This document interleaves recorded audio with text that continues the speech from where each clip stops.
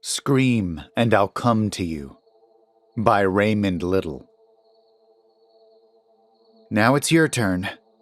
Beth Mackenzie popped the barrel from the revolver and let the bullets drop into her palm before passing the gun to her 8-year-old daughter. When am I going to learn how to shoot it? Beth glanced down from the porch at the long shadows cutting stripes across the dirt driveway. Tomorrow. Don't forget the safety catch. Always check. I know. Megan ran a finger over the button, the way her mother had shown her 100 times. Safety on. She loaded the bullets one by one, the big revolver dipping under its weight in her small hands. That's good. Now, where do we always keep it until the day we might need it? In the pot under the sink. That's right. Beth forced a smile for her daughter and wondered again how it could have come to this. Come on, honey, she said. Let's go make something to eat. Supper was simple. Eggs on toast, using the bread she'd baked when they'd come to the farm, and they dined by candlelight. Are we going to live here forever? I don't know. Maybe. But how will Daddy find us? Beth looked away. She knew the odds of Phil still being alive somewhere out there were more than remote. He'll find a way if he can, sweetheart. Until then, we'll just have to look out for each other. 3 came that night, in a dirty blue minibus. The screaming had woken Beth long before the hum of the approaching engine, enough warning for her to be ready. Stay here, she told Megan, as she led her to the back bedroom. Lock the door behind me and don't open it for anyone else, no matter what they say. The bus slowed and stopped 10 feet short of where she stood, her pistol held out in both hands. The headlights blinked and faded as the motor switched off and the driver, lit silver by the full moon, stepped out. I suggest you get back in your van, sir, and drive back the way you came. She had to shout to be heard over the screaming coming from the back of the minibus, which helped to keep the tremble from her voice. Please, the man called. I've been driving for hours. I need help. He stepped forward. Stay right where you are. Please. The man's voice cracked. Big shoulders jerked up and down while he held his face in his hands, trying to cover the tears and snot that fell freely. I'm sorry, there's nothing I can do for you. You may be infected. You have to go. The man took a few moments to compose himself before wiping his sleeve across his face. Let me have your gun, then. I'll take them away, and... He broke down, crying. You know I can't do that. But they're suffering. You can't just turn us away. I have to. Do it for me, then. Shoot them and I'll go, I promise. Who are they? My wife. And my son. Beth shook her head. Don't ask me to do that. At the same time, she thought of the pact she'd made with her daughter, the training she'd given the child, and how exactly to shoot her own mother should the worst happen, and realized the hypocrisy of her own answer to this poor man's request. Was she really incapable of doing to strangers what she intended to do to Megan if she became infected? Get back in the van and turn the engine on. Keep facing front and don't watch. When it's done, drive away. Don't ever come back, and don't tell anyone else about this place. She pulled a handkerchief from her pocket and placed it over her nose and mouth as the man took his place behind the wheel and switched on the ignition. The electric window slid down as she approached, and, no longer muffled, the screaming became unbearable. Beth looked in the back seat illuminated by the dull yellow internal light, and saw the man's wife slumped against the door, her face contorted with agony, fear, and exhaustion. She turned her gaze on Beth, her eyes bulging, and screamed at the top of her lungs. Vomit and dried spittle caked the woman's chin, and Beth gagged into her handkerchief at the rancid odor of excrement, urine, and something worse, like rotting meat. "Anne started screaming yesterday morning," the man said without turning. "Jack's had it for 4 days." She looked at the boy in the far seat. His expression matched his mother's, but no sound came from his wide-open mouth. His vocal cords had been destroyed by his own exertions. He was near the end, his lips cracked and blistered from dehydration, his gasps shallow between the silent screams. He was emaciated, the skin stretched so thin across his cheekbones it had begun to split. Beth saw his eyes and looked away, ashamed at her own revulsion. His eyeballs, deep red from blown blood vessels, protruded from their sunken sockets so that they were barely held in place. Crimson teardrops seeped from the corners in mourning for his ruinous state. "Do it," the man said. "Please just do it." Beth glanced at the farmhouse and prayed that Megan hadn't been tempted to leave the room at the back to see what was going on. "I'm sorry. Please forgive me," she said to the woman as she raised the gun. A change of expression, almost imperceptible, crossed the doomed woman's eyes. Later, as Beth replayed the scene over and over, she would tell herself it was gratitude. "Make it quick," the man said over his shoulder. Beth obeyed, and when it was done, the man thanked her for killing his family. No sleep would come that night. "What did they want?"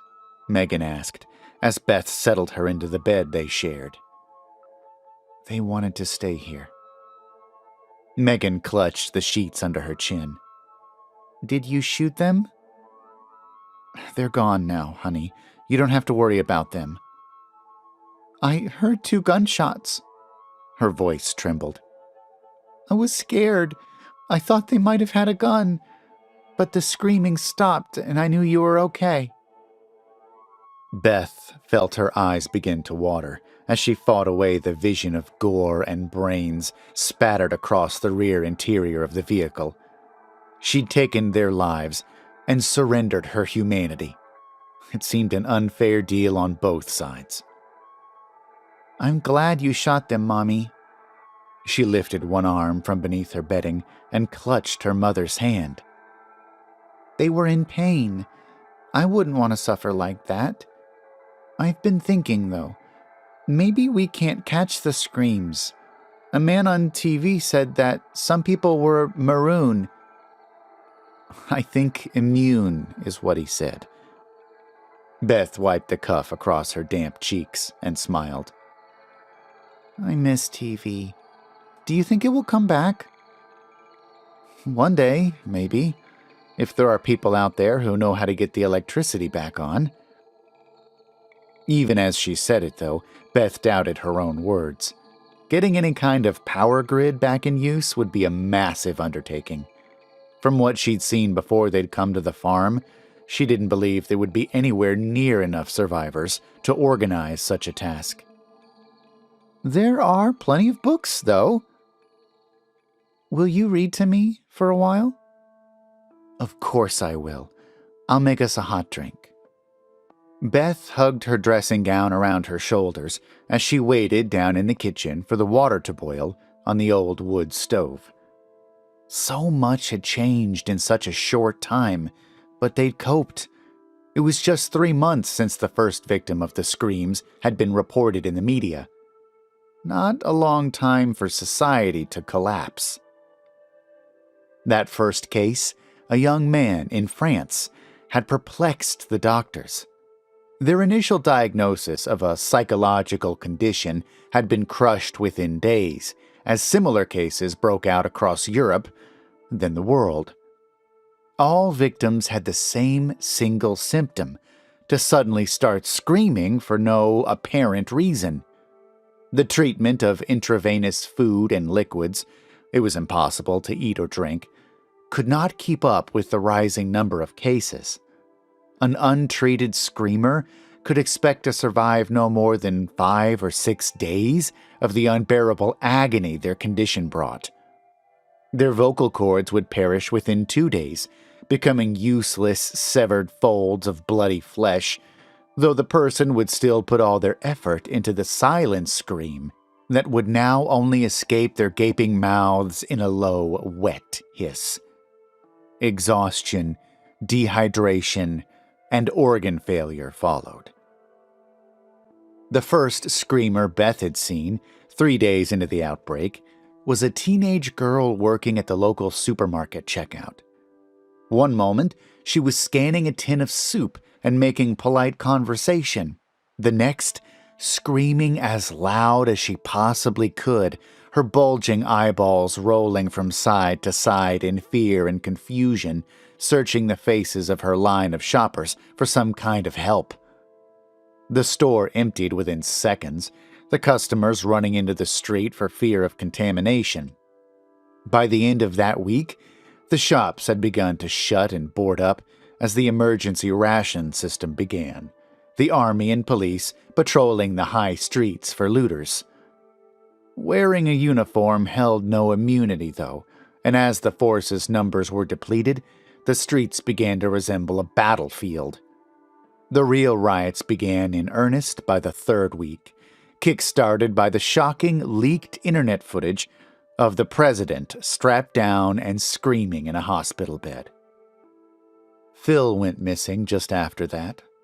Beth had begged him to stay in the house. They still had enough food and drink for another week, but he wouldn't listen. Told her if he didn't get some supplies now, they might not get another chance. And that was that. Beth knew when he didn't return that night that one of 2 things had happened. He'd become a victim of the street violence, or he'd caught the screams. Either way, Beth didn't expect to see him again. So she stayed at the house, managing to eke the supplies out for another 15 days for her and Megan, in which time all government collapsed, media and power supplies crumbled, and the majority of the population became screamers. When at last she did venture out, it was quite safe. The town was quiet, the pavements and roads strewn with bodies and burnt-out vehicles. Another week at the house and 2 more trips into town for supplies was enough for Beth to make her mind up. She would pack the car and head south into the countryside, away from the cloying stench of death. And so they came to the farm. She lifted the old kettle from the wood stove and poured the drinks. 3 months. She didn't dare let herself believe it, but maybe Megan was right. Maybe they were immune after all. Good girl, Daisy. Beth patted the cow and placed the half-full pail on the bench just inside the open barn door. Come on, girl, she said. It's a lovely morning outside. Daisy flapped her tail, but made no effort to leave the shady enclosure. In your own time, then.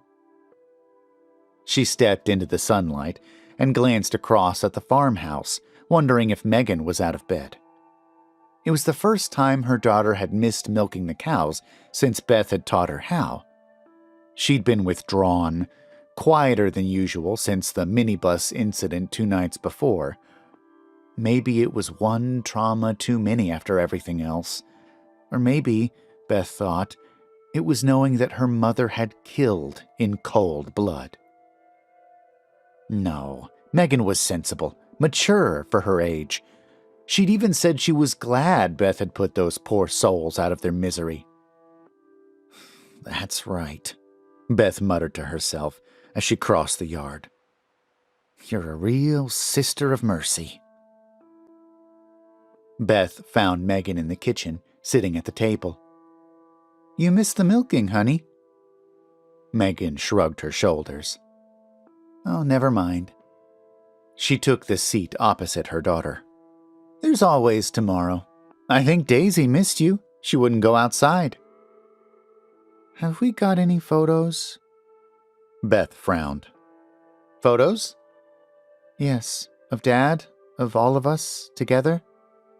She reached across the tabletop and gripped Megan's hand. "Of course we have. I brought them all. They're in a box upstairs." "That's good." She raised her gaze. "We're never going to see Daddy again, are we?" Beth considered lying, saying there was a chance Megan's father had somehow survived, but she couldn't. Her daughter deserved more than that. She shook her head.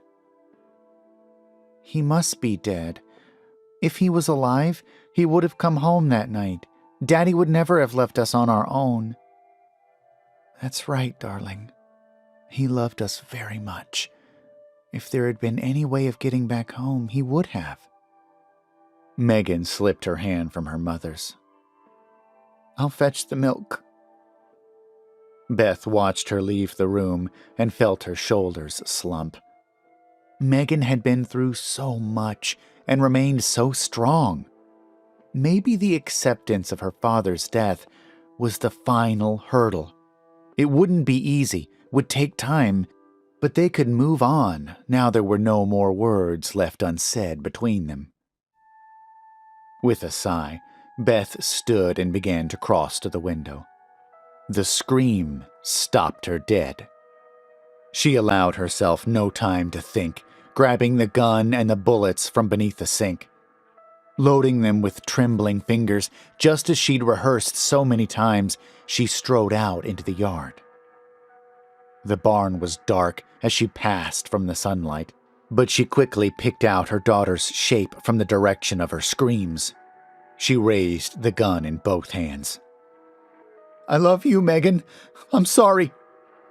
Her voice cracked on that last word as she began to squeeze the trigger. But something was wrong.